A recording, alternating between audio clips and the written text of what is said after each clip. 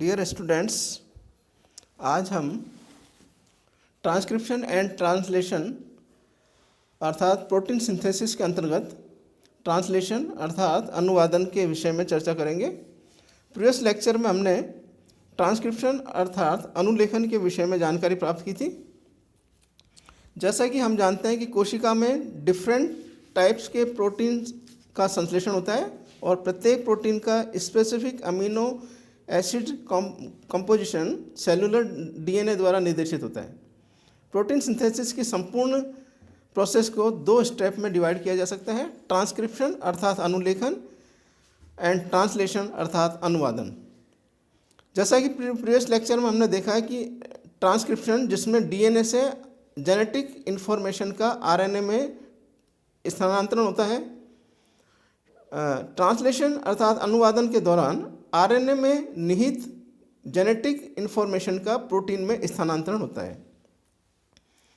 Previous lecture में हमने देखा कि प्रोटीन संश्लेषण हेतु आवश्यक तीनों प्रकार के RNA, these are messenger RNA, ribosomal RNA and transfer RNA का सिंथेसिस डीएनए मॉलिक्यूल द्वारा होता है। डीएनए टेम्पलेट पर आरएनए सिंथेसिस प्रोसेस को ही ट्रांसक्रिप्शन कहते हैं। ट्रांसक्रिप्शन प्रक्रिया द्वारा डीएनए से जेनेटिक इन्फॉर्मेशन का मैसेंजर आरएनए में ट्रांसफॉर्म होता है या स्थानांतरण होता है। Now we start of translation अर्थात अनुवादन। न्यूक्लिक एसिड्स की सूचना मैसेंजर आरएनए द्वारा प्रोटीन का निर्माण ट्रांसलेशन या अनुवादन कहलाता है। ट्रांसलेशन प्रोसेस में 100 से अधिक मैक्रोमोलिक्यूल्स उपयोग में लाए जाते हैं, जिनमें messenger RNA, transfer RNA, ribosomes and other factor सम्मिलित होते हैं। ट्रांसलेशन प्रोसेस को 5 पार्ट्स में डिवाइड किया जा सकता है। एक्टिवेशन ऑफ अमीनो एसिड्स अर्थात अमीनो अम्लों का सक्रियण, attachment of activated amino acids to specific transfer RNAs, synthesis of polypeptide chain, modification or processing of related polypeptide chains. Now first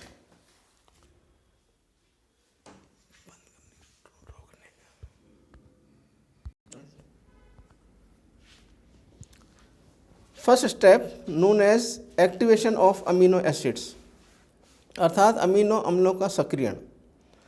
protein synthesis में केवल लिमिटेड अमीनो एसिड्स पार्टिसिपेट करते हैं।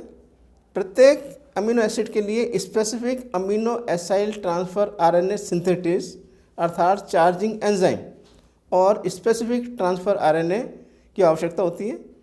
प्रत्येक amino अम्ल एटीपी और amino acyl transfer RNA synthesis की उपस्थिति में एक्टिव हो जाता है।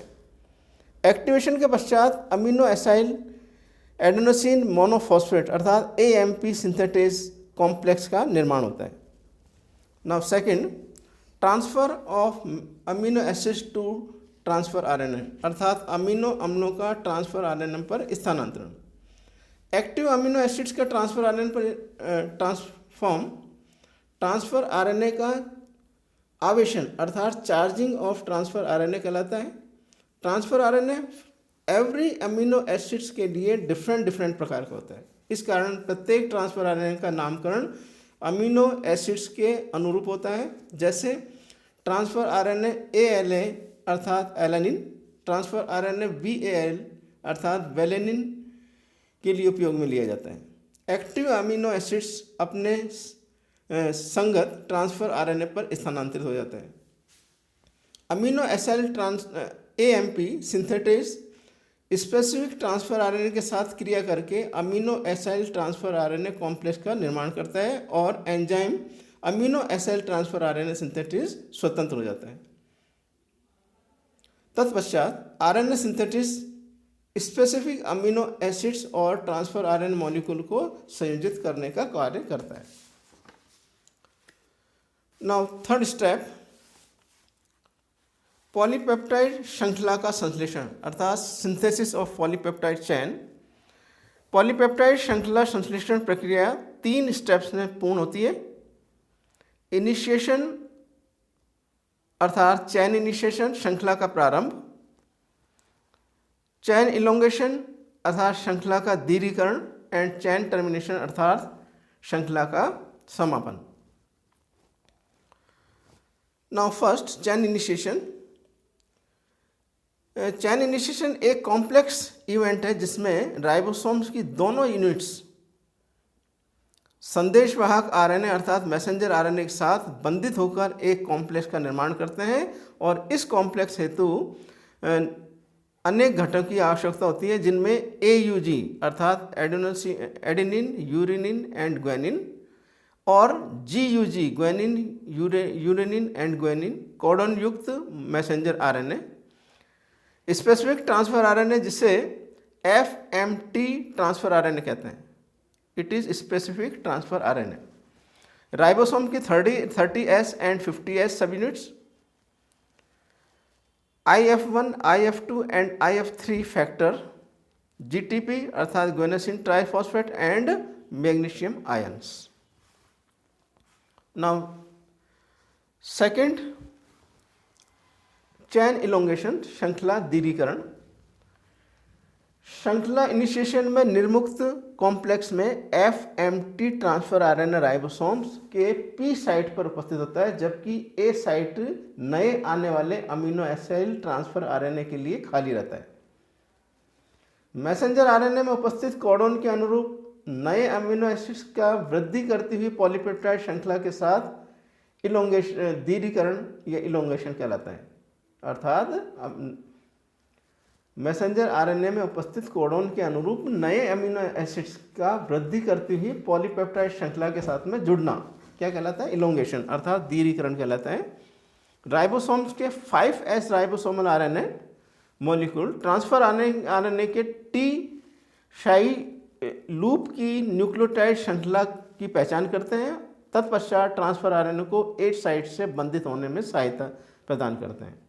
इस बाउंडिंग में या संयोजन में बॉन्ड फॉर्मेशन दीर्घीकरण कारक T इजिकल टू EF-T और GTP द्वारा प्रेरित होता है। इलोंगेशन फैक्टर EF एक सोल्यूबल प्रोटीन है जो कि पॉलीपेप्टाइड चेन के इलोंगेशन के लिए आवश्यक होता है। यह फैक्टर दो प्रकार EF-T एंड EF-G का होता है।